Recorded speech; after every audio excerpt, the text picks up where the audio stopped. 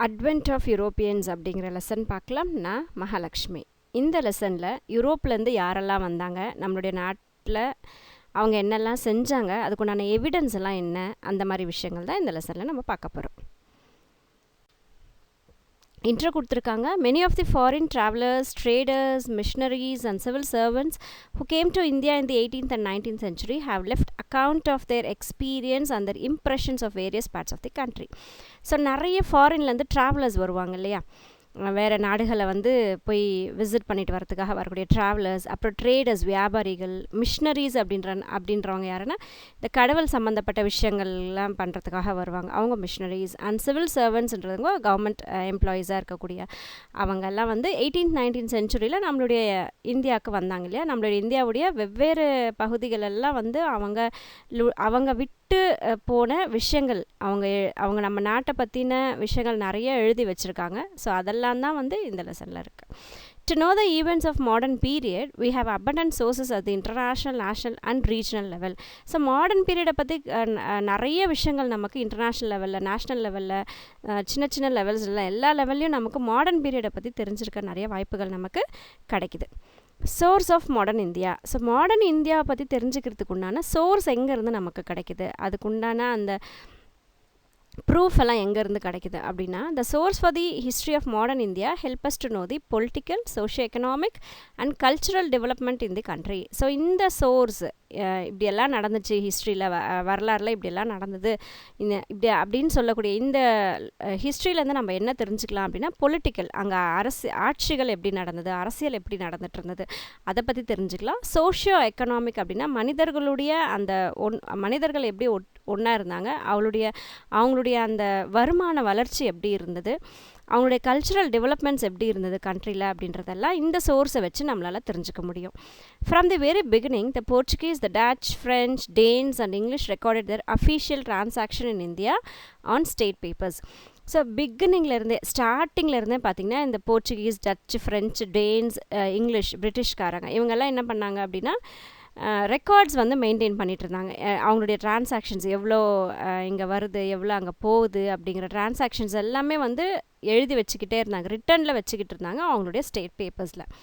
Well preserved records are very valuable to know about their relation in India. So இந்த மாதிரி இவங்க எழுதி வச்சுருக்கக்கூடிய அந்த பேப்பர்ஸ் ஒரு பெஸ்ட்டான ஒரு ரெக்கார்ட்ஸு, ஒரு விலை மதிப்பில்லாத ஒரு நல்ல ஒரு ரெக்கார்ட்ஸ் நமக்கு அந்த இந்தியாவோட எப்படி அவங்க ரிலேஷன்ஸில் இருந்தாங்க அப்படின்றது தெரிஞ்சுக்கிறதுக்கு உண்டான வாய்ப்புகள் நமக்கு. The archives at Lisbon, Goa, Pondicherry and Madras were literally store houses of precious historical information. So இந்த மாதிரியான இந்த ரெக்கார்ட்ஸ், இங்கே அர்ச்சீவ்ஸ்னும் போது ரெக்கார்ட்ஸ், பேப்பர்ஸ் அதெல்லாம் தான் ரிட்டன் டாக்குமெண்ட்ஸ்னு வச்சுக்கோங்களேன். ஸோ இந்த அர்ச்சீவ்ஸ்லாம் எங்கே இருக்குது அப்படின்னா, லிஸ்பன் அப்படிங்கிற இடத்துல, கோவா, பாண்டிச்சேரி, மெட்ராஸ், இந்த 4 இடம், லிஸ்பன், கோவா, பாண்டிச்சேரி, மெட்ராஸ், இந்த 4 இடத்துலையும் ரிட்டனில் இருக்கக்கூடிய, அதாவது லிட்டரலி ஸ்டோர் ஹவுஸ்ன்னு சொல்கிறாங்க பாருங்கள், ரிட்டனில் எழுதி வச்சுருக்கக்கூடிய அக்கௌண்ட்ஸ் எல்லாம் வச்சு மெயின்டைன் பண்ணக்கூடிய ஒரு இடம் தான் இந்த 4 இடம், லிஸ்பன், கோவா, பாண்டிச்சேரி, மெட்ராஸ். ஒன் வேர்ட்ஸில் வரலாம். All these sources must, however, be critically evaluated before they are used for historical writing. So ஹிஸ்ட்ரியை பற்றி எழுதுகிறவங்க இந்த ஹிஸ்டாரியன்ஸ்லாம் என்ன பண்ணோன்னா, இதை முதல்ல நல்லா கம்ப்ளீட்டாக இவால்வேட் பண்ணிவிட்டு எது ரைட் எது ராங் எல்லாமே சரி பார்த்துட்டு அதுக்கப்புறம் தான் ஹிஸ்ட்ரி பற்றின இதை எழுத முடியும். Kinds of sources. ஸோ இந்த சோர்ஸஸ், இந்த ப்ரூஃப்லாம் என்னெல்லாம் வகைகள் இருக்குது அப்படின்னா, we can write history with the help of source like written sources and material sources. So மற்றவங்க எழுதி வச்சுருக்கக்கூடிய அந்த எழுத்துக்களுடைய சோர்ஸை யூஸ் பண்ணிக்கலாம், இல்லைனா மெட்டீரியல்ஸ், அவங்க என்னெல்லாம் மெட்டீரியல்ஸ் விட்டு போயிருக்காங்க அந்த மெட்டீரியல்ஸ் உண்டான சோர்ஸஸை வச்சும் கூட நம்ம எழுதலாம், ஹிஸ்ட்ரியை எழுதலாம். Written sources. So written source என்னெல்லாம் இருக்குது அப்படின்னா, after the advent of the printing press numerous books were published in different languages. So printing press கண்டுபிடிச்சதுக்கு அப்புறம் நிறைய புக்ஸ் பப்ளிஷ் பண்ணாங்க, வெளியிடுறாங்க, வெவ்வேறு லாங்குவேஜஸில் வெளியிடுறாங்க. Hence people began to acquire knowledge easily in the fields like art, literature, history and science. So இந்த books எல்லாம் பப்ளிஷ் பண்ணதுனால மக்களுக்கு வரலாறு, தென் லிட்ரேச்சர் அப்படின்னா அந்த லாங்குவேஜ் பற்றி, சயின்ஸ், ஆர்ட்டை பற்றி எல்லாத்த பற்றின நாலேஜ் வந்து அவங்களால கெயின் பண்ண முடிஞ்சது இந்த பப்ளிஷ் பண்ண புக்ஸை படிக்கிறதுல இருந்து. The Europeans came to know about the immense wealth of India from the accounts of Marco Polo. So Marco Polo எழுதி வச்சிருக்கக்கூடிய அந்த ரிட்டன் டாக்குமெண்ட்ல இருந்து தான் வந்து யூரோப்பியன்ஸ்க்கு நம்ம நாட்டுடைய வளம் வந்து தெரிய வந்துச்சு. And similar sources. So Marco polo மாதிரி மற்றவங்களாம் எழுதி வச்சிருக்கக்கூடிய அந்த அக்கவுண்ட்ஸில் வச்சு தான் வந்து நம்ம இந்தியாவில் என்னெல்லாம் இருக்குது, எவ்வளோ வளங்கள் இருக்குது அப்படின்றது யூரோப்பியன்ஸ் தெரிஞ்சுக்கிட்ட ஒரு அக்கவுண்ட் வந்து மார்க்கோ போலோட account. The wealth of India attract Europeans to this country. So இந்தியாவில் இவ்வளோ வளங்கள் இருக்கா அப்படின்றதுனால தான் வந்து இந்த ஐரோப்பிய மக்கள் என்ன பண்ணுறாங்கன்னா நம்ம நாட்டு மேலே அவங்களுக்கு வந்து இன்ட்ரெஸ்ட் வந்து நம்ம பக்கம் அவங்கள ஈர்த்ததுன்னு பார்த்திங்கன்னா நம்மளுடைய வெல்த்து தான், நம்ம நாட்டில் இருக்கக்கூடிய சோர்ஸ் தான், வளங்கள் தான். Anandarangam is the name to conjure with in the annals of Tamil history. So Tamil வரலாறு அப்படின்னு எடுத்துக்கிட்டோன்னா இங்கே ஆனல்ஸ்னால் ஒவ்வொரு வருஷத்துடைய ரெக்கார்ட்ஸ் தான் ஆனல்ஸ். ஸோ தமிழ் ஹிஸ்ட்ரியை பொறுத்த வரைக்கும் பார்த்திங்கன்னா ஒவ்வொரு வருஷத்தோட ரெக்கார்ட்லேயும் முக்கிய பங்கு வகிக்கிறது யாருன்னு பார்த்தீங்கன்னா ஆனந்தரங்கம் அப்படிங்கிறவருடைய ரைட்டிங்ஸ் தான். ஹி வாஸ் அ டுபாஷ் அப்படின்னா டிரான்ஸ்லேட்டர், மொழிபெயர்ப்பாளர் சொல்லுவாங்களே. He was a dubash in Pondicherry to assist French trade in India. So பாண்டிச்சேரியில் இருந்தார். இவர் எதுக்காக டிரான்ஸ்லேட்டராக இவர் இருந்தார் அப்படின்னா ஃப்ரெஞ்சு நாட்டுக்காரங்க வந்து இந்தியாவில் வியாபாரம் பண்ணும்போது அந்த டிரான்ஸ்லேஷன் ஜாப் வந்து இவர் பண்ணிட்டு இருந்தார். He recorded the events that took place in French India. So French மக்கள் வந்து நம்மளோட இந்தியாவில் இருக்கும்போது அங்கே நடந்த ஒவ்வொரு விஷயத்தையும் இவர் வந்து ரெக்கார்டாக எழுதி வச்சுருக்காரு. His diaries contain the daily events from 1736 to 1760. So 1736 இருந்து 1760 கிட்டத்தட்ட ஒரு 24 years உடைய வரலாறு மொத்தமும் பார்த்திங்கன்னா அவருடைய டைரியில் ஒவ்வொரு நாளுடைய ஈவெண்ட்டும் அன்னன்னைக்கு என்ன நடந்தது அப்படின்றத அவருடைய டைரியில் குறித்து வச்சுருக்காரு. Which was are the only written secular record available. So நமக்கு கிடச்சிருக்கக்கூடிய ரொம்ப செக்யூலரான, அதாவது மதங்கள் பேதங்கள் எல்லாம் இல்லாமல் ரொம்ப எக்ஸாக்டாக எழுதியிருக்கக்கூடிய ஒரே ரிட்டன் ரெக்கார்டு வந்து இவருடைய ஆனந்தரங்கமுடைய ரெக்கார்டு தான். இந்த பீரியடை பொறுத்த வரைக்கும் இந்த ஃப்ரெஞ்ச் மக்கள் நம்மளோட இந்தியாவில் இருந்த அந்த பீரியடில் his diaries reveal his profound capacity for political judgment. So அந்த சமயத்தில் அரசியல் வந்து எப்படி இருந்தது, அதை எப்படி இவர் ஜட்ஜ் பண்ணார் அப்படிங்கிறது எல்லாத்தையுமே வந்து அவருடைய டைரியில் எழுதியிருக்காரு. And is most valuable source of history. So நம்மளுடைய ஹிஸ்ட்ரி வரலாறுன்னு எடுத்துக்கிட்டோன்னா இவருடைய அந்த ரைட்டிங்ஸ் வந்து ரொம்பவே விலை மதிப்பற்ற ஒரு சோர்ஸாக இருக்குது. Written sources include. So written சோர்சஸ்னால் நம்ம என்னெல்லாம் சொல்லுவோம் அப்படின்னா லிட்ரேச்சர், அந்த பாடல்கள் எல்லாம் இருக்கும் இல்லையா. So that is literature. Travel account அப்படின்னா வேறு நாட்டிலேருந்து நம்ம நாட்டுக்கு வந்திருப்பாங்க, இல்லை நம்ம நாட்டுக்காரங்க வேறு நாட்டுக்கு போயிருப்பாங்க. அப்போ அவங்களுடைய ட்ராவலிங்கில் அவங்க என்னெல்லாம் பார்த்தாங்க, அங்கே எப்படிலாம் இருந்தது, வளம் எப்படி இருந்தது, மக்கள் எப்படி இருந்ததுன்ற ரெக்கார்ட்ஸ்லாம் அதில் எழுதி வச்சுருப்பாங்க. அதுதான் ட்ராவல் அக்கவுண்ட்ஸ். டைரிஸ்ன்றது அன்னன்னைக்கு என்ன நடக்குதோ அதை நம்ம எழுதுறது. ஆட்டோபயோகிராஃபீஸ் அப்படின்னா சுயசரிதை சொல்லுவாங்க. நம்மளை பற்றி நம்மளே எழுதுகிறோம் அப்படின்னா தட் இஸ் ஆட்டோபயோகிராஃபி. பேம்ப்ளெட்ஸ் அப்படின்றது சின்ன சின்ன அந்த நோட்டீஸ் மாதிரி. இங்கே பேம்ப்ளெட்ஸ்ன்றது நம்ம அந்த ஓலைச்சுவடிகள் கூட எடுத்துக்கலாம். கவர்மெண்ட் டாக்குமெண்ட்ஸ், ஒவ்வொரு கவர்மெண்ட் ஆஃபீஸும் டாக்குமெண்ட்ஸ் மெயின்டைன் பண்ணுவாங்க அது. அண்ட் மேனுஸ்கிரிப்ட், கையால் எழுதப்பட்டிருக்கக்கூடிய அந்த ஸ்கிரிப்ட்ஸ், அது மேனுஸ்கிரிப்ட்ஸ். ஸோ இது எல்லாத்தையுமே நம்ம வந்து ரிட்டன் சோர்ஸ் அப்படின்னு சொல்லி எடுத்துக்கிறோம், எழுதப்பட்டிருக்கக்கூடிய ஆதாரங்கள் அப்படின்றோம். அர்ச்சீவ்ஸ் அப்படின்னா என்னென்னா this is a place where historical documents are preserved. So வரலாறு சம்மந்தப்பட்ட டாக்குமெண்ட்ஸ் எல்லாம் பத்திரப்படுத்தி வச்சுருக்கக்கூடிய இடம் தான் வந்து அர்ச்சீவ்ஸ் அப்படின்றோம். The national archives of India, NAI, அதோடைய எக்ஸ்பேன்ஷன் தான் national archives of India, is located in New Delhi. So நம்ம இந்தியாவுடைய அர்ச்சீவ் எங்கே இருக்குது அப்படின்னா நியூ டெல்லியில் இருக்குது. It is a chief store house of the records of government of India. So government of நம்மளோட இந்திய கவர்மெண்ட்டுடைய மொத்த ரெக்கார்ட்ஸும் எங்கே வச்சுருப்போம் அப்படின்னா அந்த ஸ்டோர் ஹவுஸில் தான் நம்ம வச்சுருக்கோம். It has main source of information from understanding past administrative machinery. So பழங்காலத்தில், அதாவது பாஸ்டில் எப்படி அட்மினிஸ்ட்ரேஷன் நடந்திருக்கு, எப்படி ஆட்சிகள் செஞ்சாங்க, எப்படி மக்கள் வாழ்ந்தாங்க அப்படிங்கிற மொத்த கைடுமே அதில் இருக்குது. As well as guide to the present and future generation. So இப்போ ஏதாவது அவங்களுக்கு தேவையான விஷயங்கள் எல்லாம் கூட அதில் வந்து இருக்குது. ஸோ அது ஒரு கைடாக அவங்க யூஸ் பண்ணிக்கிறாங்க, இப்போ ப்ரெசென்ட்டுக்கும் யூஸ் பண்ணிக்கிறாங்க. ஈவன் ஃப்யூச்சர் ஜென்ரேஷனில் ஏதாவது அவங்களுக்கு தெரியணும் அப்படின்னா இந்த அர்ச்சீவ்ஸில் போய்ட்டு அவங்க அதிலேருந்து ரெக்கார்ட்ஸ்லாம் எடுத்து அவங்க பார்த்துக்கலாம். It contains authentic evidence for knowing the political. So இது வந்து ஒரு ரொம்ப முக்கியமான ஒரு எவிடன்ஸாக இருக்குது. எதெல்லாம் தெரிஞ்சுக்கிறதுக்கு அப்படின்னா, பொலிட்டிக்கலை பற்றி அரசியலை பற்றி தெரிஞ்சுக்க, சோஷியல் அப்படின்றது சமூகம், மக்களுடைய அன்றாட வாழ்க்கைகள் எப்படி இருந்தது, அது சமூகத்தை பற்றி தெரிஞ்சுக்க, எக்கனாமிக் அப்படின்னா நம்மளுடைய அந்த வெல்த் எவ்வளோ வந்து நம்ம எந்த அளவுக்கு நம்மளுடைய வளர்ச்சிகள் இருக்குது அப்படின்றது எக்கனாமிக், கல்ச்சுரல்னால் நம்மளுடைய பழக்க வழக்கங்கள், சயின்டிஃபிக் லைஃப்னா சயின்ஸோடு சம்மந்தப்பட்ட நம்மளோட லைஃப் எப்படி இருந்தது, and activities of people of India. So இந்திய நாட்டில் வாழ்ந்த மக்களுடைய அன்றாட நிகழ்வுகள் எப்படி இருந்தது, இது எல்லாத்த பற்றின எவிடன்ஸும் இந்த அர்ச்சீவ்ஸில் நமக்கு கிடைக்கும். It is one of the largest archives in Asia. So Asian காண்டினென்ட்லேயே பார்த்தீங்கன்னா பெரிய அர்ச்சீவ் அப்படின்னா நம்ம நியூ டெல்லியில் இருக்கக்கூடிய நம்மளுடைய அர்ச்சீவ் தான். Tamil Nadu archives. The Madras record office presently known as Tamil Nadu archives. So இதுக்கு பின்ன பேர் இருந்தது அப்படின்னா மெட்ராஸ் ரெக்கார்ட் ஆஃபீஸ் அப்படின்னு பேர் வச்சுருந்தாங்க. ஆனால் இப்போ அதோடைய பேர் வந்து தமிழ்நாடு அர்ச்சீவ்ஸ் அப்படின்னு சொல்லி மாற்றிருக்காங்க. இஸ் லொக்கேட்டட் இன் சென்னை. எங்கே இருக்குன்னா சென்னையில் இருக்குது. நம்ம மேலே பார்த்தது இந்தியாவுடைய அர்ச்சீவ், இப்போ பார்க்குறது தமிழ்நாடுடைய archive. One of the oldest and ஓல்டஸ்ட்னா பழங்காலத்து, லார்ஜஸ்ட்னா மிகப்பெரிய டாக்குமெண்ட் ரெபாசிட்டர்ஸ், டாக்குமெண்ட்டெல்லாம் ப்ரிசர்வ் பண்ணி வச்சுருக்கக்கூடிய ஒரு இடம் இன் சதர்ன் இந்தியா. சவுத் இந்தியாவில் டாக்குமெண்ட்ஸ்லாம் ப்ரிசர்வ் பண்ணி வச்சுருக்கக்கூடிய ஒரு மிக பழமை வாய்ந்த ஒரு இடம் வந்து TNA, Tamil Nadu அர்ச்சீவ்ஸ்.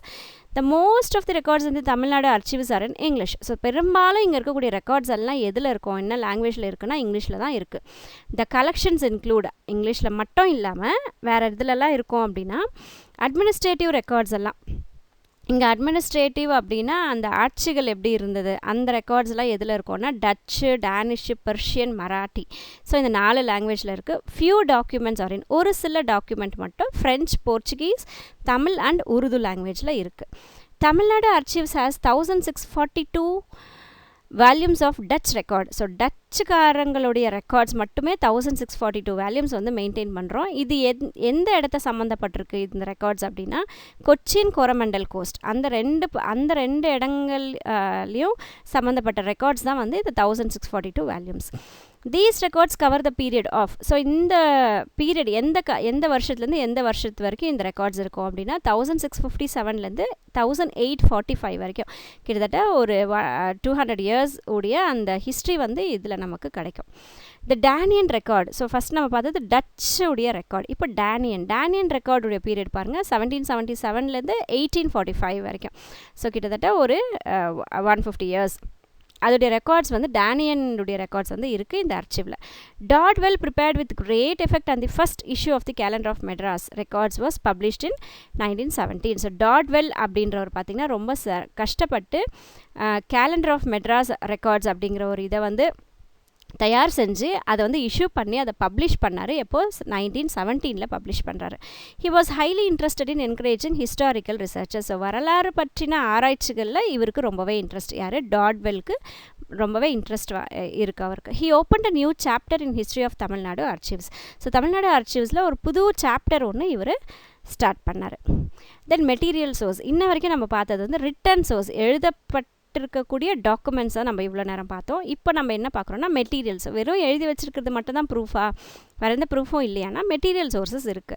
Many paintings and statues are the main source of modern Indian history. So modern Indian ஹிஸ்ட்ரியை பற்றி நம்ம தெரிஞ்சுக்கிறதுக்கு நிறைய பெயிண்டிங்ஸ் இருக்குது, நிறைய சிலைகள் எல்லாம் இருக்குது. அதை வச்சு நம்மளுடைய வரலாறு எப்படி இருந்தது நம்மளால் தெரிஞ்சுக்க முடியும். They give us a lot of information. நிறைய இன்ஃபர்மேஷன் அவங்க நமக்கு தராங்க. And the achievement of national leaders, நம்ம நாட்டுக்காக பாடுபட்ட லீடர்ஸுடைய அச்சீவ்மெண்ட்ஸ், அவங்க என்னெல்லாம் சாதிச்சாங்க அப்படின்றது அந்த சிலைகள் பெயிண்டிங்ஸில் நமக்கு தெரிய வருது. அண்ட் ஹிஸ்டாரிக்கல் பர்சனாலிட்டிஸ், நம்ம வரலாறில் ரொம்ப முக்கியத்துவம் வாய்ந்த மனிதர்களை பற்றி இந்த பெயிண்டிங் ஸ்டாச்சூஸ் மூலமா நம்மளால் தெரிஞ்சுக்க முடியுது. ஹிஸ்டாரிக்கல் பில்டிங்ஸ் என்னெல்லாம் இருக்குது அப்படின்னா பாருங்கள், செயின்ட் ஃப்ரான்சிஸ் சர்ச் கொச்சினில் இருக்குது, செயின்ட் லூயிஸ் ஃபோர்ட் பாண்டிச்சேரியில் இருக்குது,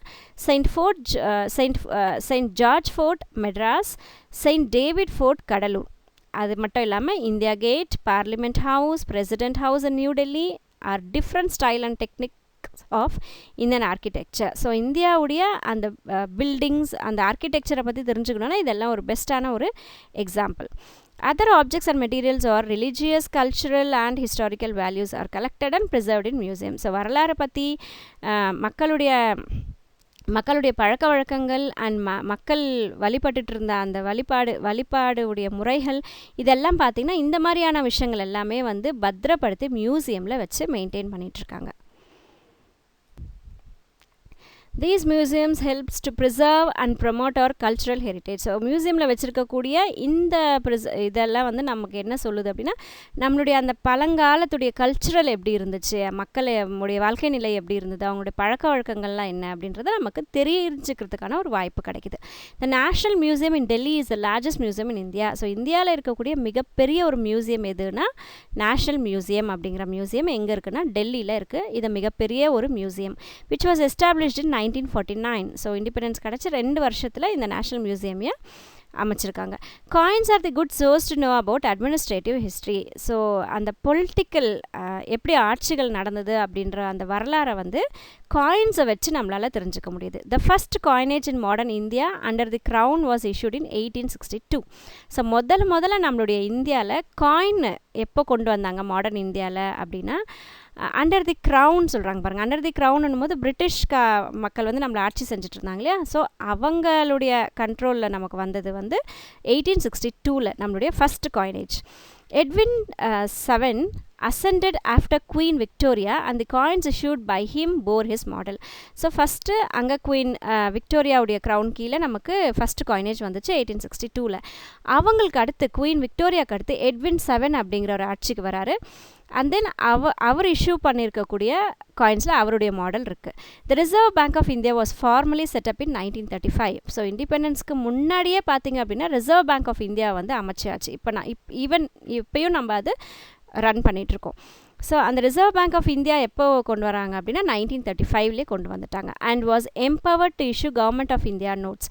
இந்த ரிசர்வ் பேங்க் ஆஃப் இந்தியாவுக்கு தான் வந்து நம்ம இந்திய நோட்ஸ் இஷ்யூ பண்ணக்கூடிய பவர் யார்கிட்ட இருக்குன்னா ரிசர்வ் பேங்க் கிட்ட தான் இருக்குது. The first paper currency issued by RBI in January 1938. So 1938 January month 1938 before independence இதுவும். ஸோ பேப்பர் கரன்சி அப்போவே வந்து ஃபஸ்ட்டு பேப்பர் கரன்சி அப்போவே வெளியிட்டுட்டாங்க. எப்போனா January 1938 was 5 rupee note. So எந்த காசு முதல்ல இஷ்யூ பண்ணுறாங்கன்னா 5 ரூபாய் நோட்டு வந்து விட்டாங்க. Bearing the portrait of King George 6. So அதில் யாருடைய பிக்சர் இருக்குது, இப்போ நம்மளுடைய மணியில் எடுத்திங்கன்னா காந்திஜியுடைய பிக்சர் இருக்கும். ஆனால் அப்போது அந்த ஃபஸ்ட்டு நோட்டு 5 ரூபாய் நோட்டு விடும்போது யாருடைய பிக்சர் இருந்தது அப்படின்னா கிங் ஜார்ஜ் 6 உடைய பிக்சர் வந்து அந்த நோட்டில் பதிக்கப்பட்டிருந்துச்சு. Advent of Europeans. After the capture of Constantinople by the Turks in AD CE 1453, the land route between India and Europe was closed. So டூர்க்ஸ் என்ன பண்ணுறாங்க அப்படின்னா கான்ஸ்டான்டினோப்பிளை பிடிச்சி வச்சுக்கிட்டாங்க. 1453 அவரை பிடிச்சி வச்சுக்கிட்டதுக்கப்புறம் என்ன பண்ணுறாங்க, இந்தியாவுக்கும் யூரோப்புக்கும் நடுவில் இருந்த அந்த ரூட்டு நிலத்து வழியாக லேண்ட் வழியாக நம்ம போகக்கூடிய அந்த ரூட்டை வந்து க்ளோஸ் பண்ணிட்டாங்க. இந்தியாவுக்கும் யூரோப்புக்கும் போகாத மாதிரி க்ளோஸ் பண்ணிட்டாங்க 1453.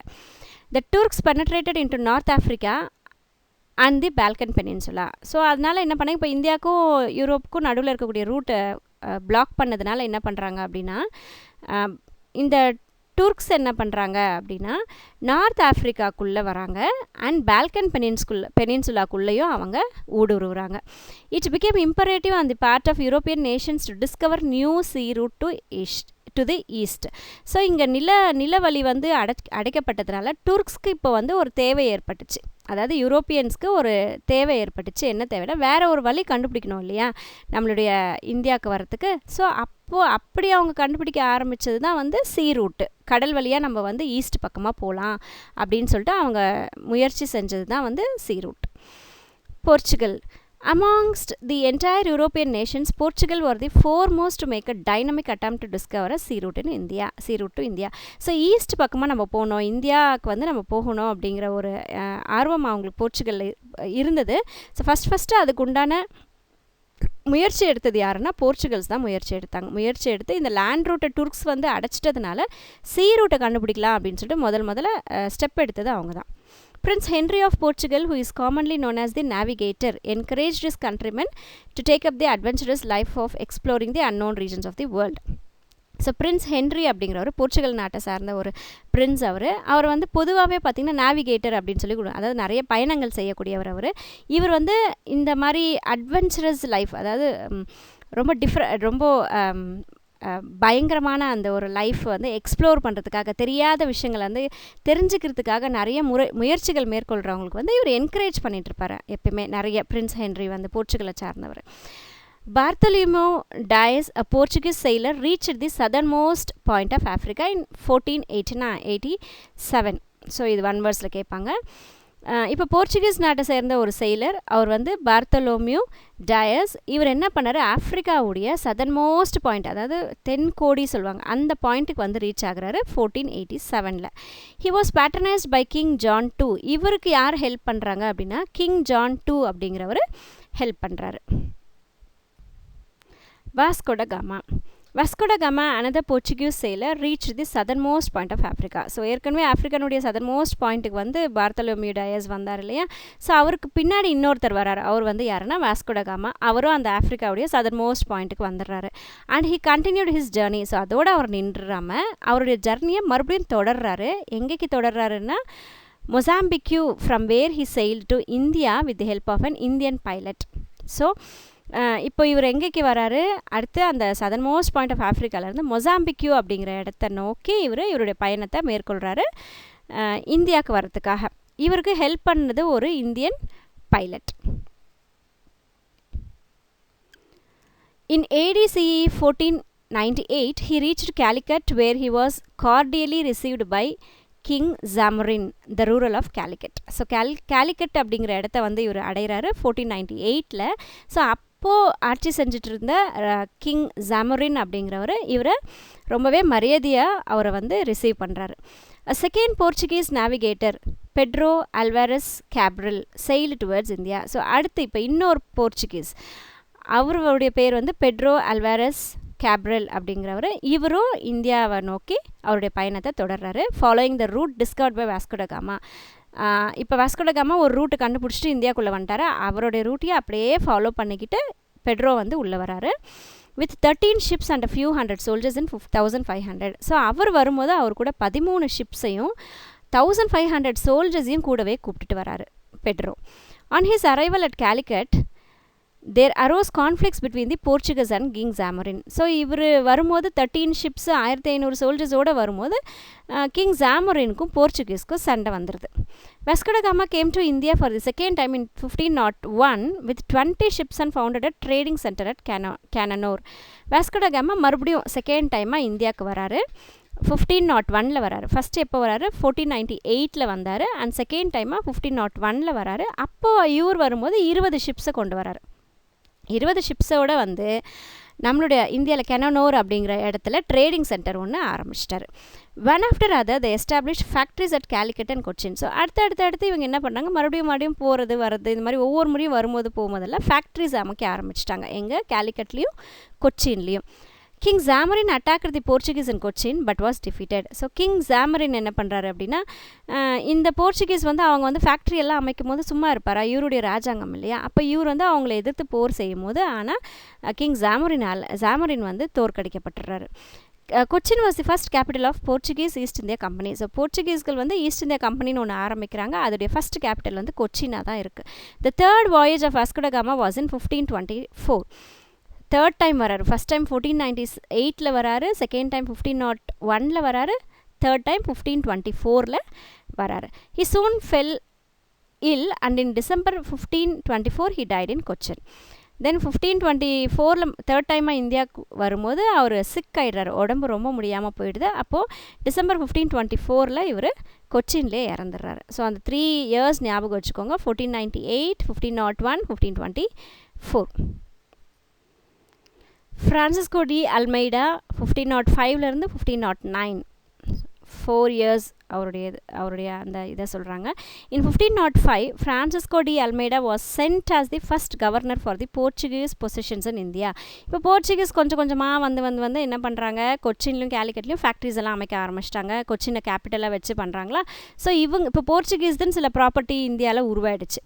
அதனால் அதோடைய ஃபஸ்ட் கவர்னராக யாரை அமைக்கிறாங்கன்னு பார்த்தீங்கன்னா ஃப்ரான்சிஸ் டி அல்மைடா அப்படிங்கிறவரை நியமிக்கிறாங்க 1505. Almeida had the aim of developing the naval power of the Portuguese in India. So இவர் வரும்போது என்ன மைண்ட் செட் பண்ணிட்டு வராருன்னா, naval power, நம்ம naval force சொல்லுவோம் இல்லையா, நேவி படைகள் அமைப்பு இல்லையா, ஸோ naval force வந்து அங்கே இந்தியாவில் அமைச்சிடணும் அப்படின்ற பிளானோட இவர் வராரு. His policy was known as blue water policy. அதுக்கு ஒரு பேர் வைக்கிறாங்க, என்னென்னா blue water policy. As Portuguese tried to break the Arabs' monopoly on Indian Ocean trade, it negatively impacted on the trade interest of Egypt and Turkey. So Portuguese வந்து என்ன பண்ணுறாங்கன்னா, அரபு நாட்டுக்காரங்களும் பார்த்திங்க அப்படின்னா நம்ம இந்தியன் ஓஷனில் ட்ரேட் பண்ணுறாங்க, வியாபாரம் நடந்துட்டுருக்கு. இதை வந்து இவங்க என்ன பண்ணுறாங்க, போர்ச்சுகீஸ் என்ன பண்ணுறாங்க, தடுக்கிறாங்க. அப்போ தடுக்கும் போது என்ன ஆகுது, இஜிப்ட், துருக்கி இவங்களுக்கு போர்ச்சுகீஸ்க்கு ஒரு பெரிய ஒரு ப்ராப்ளம் வந்து ஏற்பட்டுருச்சு. Sultans of Bijapur and Gujarat were also apprehensive of the expansion of Portuguese control of ports which led to an alliance between Egypt, Turkey, Gujarat against Portuguese invaders. So அவங்க மட்டும் இல்லாமல், இஜிப்ட், துர்க்கி மட்டும் இல்லாமல், இந்த நம்ம இந்தியாவை சார்ந்த ராஜாக்களும் இவங்களுக்கு எதிராக தானே இருந்தாங்க. இப்போ இவங்களையும் இந்த இஜிப்ட், துர்க்கியோட இப்போ இவங்களும் ஒன்றா சேர்ந்துக்கிட்டாங்க. யார், பிஜாப்பூர் சேர்ந்த சுல்தானும் குஜராத்தை சேர்ந்த சுல்தானும் ஒன்றா சேர்ந்துக்கிட்டு இந்த போர்ச்சுகீஸுடைய அந்த கண்ட்ரோல் இருக்கு இல்லையா, இவங்க கண்ட்ரோலில் இருக்கக்கூடிய அந்த போர்ட் இருக்குது, போர்ட்னா அந்த ஷிப்ஸ் எல்லாம் வந்து போகக்கூடிய துறைமுகம் சொல்லுவாங்க, அதை வந்து இவங்க பெருசு பண்ணிக்கிட்டே வந்துட்டுருக்காங்களா. ஸோ இவங்க 3 பேரும் ஒன்றா சேர்ந்து, இஜிப்ட், துர்க்கி, நம்ம குஜராத், பிஜாப்பூருடைய சுல்தான்ஸ் எல்லாம் ஒன்றா சேர்ந்து போர்ச்சுகீஸ் மேலே போர் தொடுக்குறாங்க. In the naval battle fought near Chaul, the combined Muslim fleet won a victory over the Portuguese fleet under Almeida's son, who was killed in the battle. So இப்போது இவங்கெல்லாம் ஒன்றா சேர்றாங்க, Egypt, Turkey, பிஜாப்பூருடைய சுல்தான், குஜராத்தோட சுல்தான் எல்லாம் ஒன்றா சேர்ந்துடுறாங்க. அப்போது ஒரு பெரிய சண்டை நடக்குது, நேவல் பேட்டில் நடக்குது, அதாவது கடலில் வந்து சண்டை நடக்குது. எந்த இடம்னா சாவுல் அப்படிங்கிற அந்த இடத்துல நடக்குது. இவங்கெல்லாம் வந்து முஸ்லீம்ஸ், யார், சுல்தான், பிஜாப்பூருடைய சுல்தான், குஜராத்துடைய சுல்தான், இஜிப்ட், துர்க்கிஸ் எல்லாம் வந்து முஸ்லீம்ஸ். ஸோ முஸ்லீம்ஸ் எல்லாம் ஒன்றா சேர்ந்து இந்த ஃப்ளீட், இந்த ஒரு படை வந்து போர்ச்சுகீஸுடைய படையை வந்து தோற்கடிச்சிச்சு. அப்போ அந்த போர்ச்சுகீஸுடைய படை வந்து யார் இருக்காங்க அப்படின்னா, அல்மைடாவுடைய சன் வந்து இருக்காரு. அந்த அல்மைடாவுடைய சன்னு வந்து கொல்லப்பட்டுறாரு இந்த போரில். அல்மைடா டிஃபிட்டட் தி கம்பைன்ட் முஸ்லீம் ஃப்ளீட் இன் தி நேவல் பவர் நியர் டயோ. இப்போ அடுத்து இன்னொரு போரில் என்ன பண்ணாரு, டயோ அப்படிங்கிற இடத்துல நடந்த அதே நேவல் போரில் இந்த முஸ்லீம்ஸ் இப்போ இவங்கெல்லாம் ஒன்றா சேர்ந்து இவங்களுடைய படை இருக்கு இல்லையா, அதை வந்து தோற்கடிச்சிடுறாரு. And by the year 1509 Portuguese claimed the naval supremacy in Asia. இவங்களை அவங்க தோற்கடிச்சதுக்கப்புறம் என்ன பண்ணாங்க, 1509 போர்ச்சுகீஸ் தான் வந்து சுப்ரீம் பவர், ஏஷியாலேயே வந்து நேவல் சுப்ரீமசி வந்து இவங்க தான் வந்து அந்த சீல இருக்கக்கூடிய அந்த ஃபோர்ஸ்லேயே ரொம்ப சுப்ரீமான ஒரு ஃபோர்ஸ் வந்து இவங்க அப்படின்றத இவங்க கிளைம் பண்ணிடுறாங்க. அல்ஃபோன்சா டி அல்புகர்க் 1509 1515 வரைக்கும். The real founder of the Portuguese power in India was Alfonso de Albuquerque. இது ஒன் வேர்டில் கேட்டாலும் கேட்பாங்க. ஸோ போர்ச்சுகீஸ் இந்தியாவில் பொறுத்த வரைக்கும் போர்ச்சுகீஸுடைய இது ரொம்ப போர்ச்சுகீஸுடைய பவர் வந்து ரியலாக நிலைநிலைச்சது யாரால் அப்படின்னா அல்ஃபோன்சாவால் தான். He captured Goa from the sultan of Bijapur in November 1510 பிஜாப்பூருடைய சுல்தான் எதிராக சண்டை போட்டு கோவாவை கைப்பற்றுறாங்க. In 1515 he establish the Portuguese authority over Ormuz in Persian Gulf. So Persian கல்ஃபில் ஆர்மூஸ் அப்படிங்கிற இடத்துல போர்ச்சுகீஸுடைய அத்தாரிட்டியை வந்து அங்கே வந்து எஸ்டாப்ளிஷ் பண்ணிடுறாங்க, அமைச்சிடுறாங்க 1515. He encourage the marriages of the Portuguese with Indian women. So Portuguese சார்ந்த மக்கள் வந்து இந்திய நாட்டை சார்ந்த பெண்களோட கல்யாணம் பண்ணிக்கலாம் அப்படின்னு சொல்லிட்டு என்கரேஜ் பண்ணுறாரு. அவர் வந்து அதை அக்செப்ட் பண்ணுறாரு. He maintained friendly relationships with Vijayanagara empire. Vijayanagara ராஜாவோட ரொம்ப ஒரு நல்ல ஒரு ஃப்ரெண்ட்லியான ஒரு ரிலேஷன்ஷிப்பை அல்ஃபோன்சா டி அல்புகர்க் வந்து மெயின்டைன் பண்ணுறாரு. நினோ டி குன்ஹா 1529 1538 வரைக்கும். Governor Nuno da Cunha moved capital from Cochin to Goa in 1530. So இவர் வந்த உடனே 1530 என்ன பண்ணுறாரு, கொச்சினில் இருந்த இவங்களுடைய கேபிட்டலை கொண்டு போயிட்டு கோவாவில் செட் பண்ணுறாரு. In 1534 he acquired Bassein from Bahadur Shah of Gujarat. Bassein அப்படிங்கிற இடத்த பஹதூர் ஷா, குஜராத்துடைய பஹதூர் ஷா அந்த ராஜா கிட்ட இருந்து என்ன பண்ணுறாங்க, பறிச்சிடுறாரு 1534 பேசின் அப்படிங்கிற ஒரு இடத்த. In 1537 the Portuguese occupied Diu. Portuguese இப்போ அடுத்து டையூவையும் என்ன பண்ணுறாங்க, ஆக்கிரமிச்சிடுறாங்க 1537. Later they wrested Daman from the local chiefs of Gujarat. அது மட்டும் இல்லாமல் டாமனையும் டையூ டாமன் ரெண்டுத்தையுமே இப்போ அவங்களுடைய கண்ட்ரோலுக்கு கொண்டு வந்துடுறாங்க. 1538 தே ஆக்குபைடு சால்செட். ஸோ அவங்களுடைய அந்த ஆக்குபேஷன் அப்படியே தொடர்ந்து வந்துகிட்டே இருக்கும், ஒன்று ஒன்றா ஆக்கிரமிச்சிக்கிட்டே இருக்காங்க. ஸோ டையூ ஆச்சு, டேமன் ஆச்சு, அடுத்து இப்போ சால்செட் அப்படிங்கிற இடத்தையும் அவங்க கைப்பற்றிட்டாங்க. பேசின், அதுக்கு முன்னாடி பேசின் பார்த்தோம். இதெல்லாம் ஒன்று ஒன்றா அப்படியே கைப்பற்ற ஆரம்பிச்சிடுறாரு Niño. Thus, during the 16th century, Portuguese succeeded in capturing Goa, Daman, Diu, Salsette, Bazen, Chaul, Bombay on the western coast. West பக்கமாக இருக்கக்கூடிய அந்த கோஸ்ட் கடலோர பகுதிகள்னு பார்த்திங்கன்னா வெஸ்ட் பக்கமாக இருக்கக்கூடிய கடலோர பகுதிகளில் இந்த எல்லா இடத்தையும் அவங்களோட கண்ட்ரோலுக்கு கொண்டு வந்துடுறாங்க. 16th சென்ச்சுரியில் அவங்களோட கண்ட்ரோலில் வச்சுக்கிட்டாங்க. Hooghly on the Bengal coast, Bengal பக்கமாக இருக்கக்கூடிய கோஸ்ட்டில் ஹூக்லி அப்படிங்கிற இடமும், சாந்தோம் அந்த மெட்ராஸ் கோஸ்ட், மெட்ராஸ் இப்போ இதெல்லாம் வந்து வெஸ்ட் பக்கமாக வருது, வெஸ்ட் கோஸ்ட் பக்கமாக வருது. பெங்கால் கோஸ்ட்டில் ஹூக்லின்ற இடமும், மெட்ராஸ் கோஸ்ட்டில் வந்து சாந்தோம் அப்படிங்கிற இடமும் இவங்களோட கண்ட்ரோலுக்கு போயிடுச்சு. And enjoyed great trade benefits. இந்த ரெண்டு இடத்துலையும் அவங்களுடைய அந்த வியாபாரங்கள் வந்து ரொம்பவே பெனிஃபிட்டோடு போயிட்டுருக்கு. The Portuguese brought the cultivation of tobacco in India. நம்ம இந்தியாவுக்குள்ளே டொபாக்கோ கல்டிவேஷன் கொண்டு வந்தது போர்ச்சுகீஸ் தான். இது ஒன் வேர்ட்ஸில் கேட்டாலும் கேட்பாங்க. Due to the influence of Portuguese Catholic religion spread in certain regions on India's western and eastern coast. So இந்த டொபாக்கோவுடைய கல்டிவேஷன் எப்படி கொண்டு வராங்கன்னா, இவங்களுடைய அந்த கத்தாலிக் ரிலிஜனை வந்து ஸ்ப்ரெட் பண்ணுறாங்க. ஈஸ்டர்ன் பக்கமோ வெஸ்டர்ன் கோஸ்ட் பக்கமோ ஈஸ்டர்ன் கோஸ்ட் பக்கமோ இவங்களுடைய அந்த கிறிஸ்டியானிட்டி ரிலிஜனை வந்து ஸ்ப்ரெட் பண்ணுறாங்க ஃபுல்லாக. ஸோ இந்த இன்ஃப்ளூயன்ஸை வச்சு அவங்க அந்த டொபாக்கோ கல்டிவேஷனையும் கொண்டு வராங்க. The printing press was set up by the Portuguese at Goa in 1556. 1556 கோவாவில் பிரிண்டிங் ப்ரெஸ்ஸையும் கொண்டு வந்து அமைக்கிறாங்க Portuguese. A scientific work on the Indian medicinal plants by the European writers was printed at Goa in 1563. So அந்த printing ப்ரெஸ்ஸை 1556 கொண்டு வராங்களா, அதில் என்ன பண்ணுறாங்க அப்படின்னா இந்தியன் மெடிசினல் பிளான்ஸ் அப்படிங்கிற ஒரு புக்கை இவங்க பிரிண்ட் பண்ணுறாங்க கோவாவில். 1563 பிரிண்ட் பண்ணுறாங்க. In 17th century, the Portuguese power began to decline to the Dutch, and by 1739, the Portuguese pockets became confined to Goa, Diu and Daman. 17th centuryல போர்ச்சுகீஸுடைய பவர் வந்து குறைய ஆரம்பிச்சிச்சு. யார்கிட்ட இவங்க தோக்குறாங்க அப்படின்னா டச்சுடைய என்ட்ரிக்கு அப்புறம் போர்ச்சுகீஸுடைய பவர் குறைஞ்சிருச்சு. 1739 டச்சுடைய பவர் வந்து அதிகரிக்க ஆரம்பிச்சிருச்சு. அப்புறம் இப்போ என்ன ஆச்சு அப்படின்னா போர்ச்சுகீஸுடைய கண்ட்ரோலில் இருக்கிறது, இப்போ இதுக்கு முன்னாடி நம்ம பார்த்தோம் கோவா, டையூ, டாமன், சால்செட், பேசின், சாவுல், பாம்பே எல்லாம் இவங்களோட கண்ட்ரோலில் வச்சுருந்தாங்க இல்லையா, ஹூக்லி, சாந்தோம் எல்லாம். இப்போ அதெல்லாம் இல்லாமல் வெறும் கோவா, டையூ, டாமன் மட்டும் இவங்களுடைய கண்ட்ரோலில் இருக்குது. மற்ற எல்லாமே டச்சுடைய கண்ட்ரோலுக்கு போயிடுச்சு. தேங்க்ஸ் ஃபார் வாட்சிங் மை வீடியோ. Take care.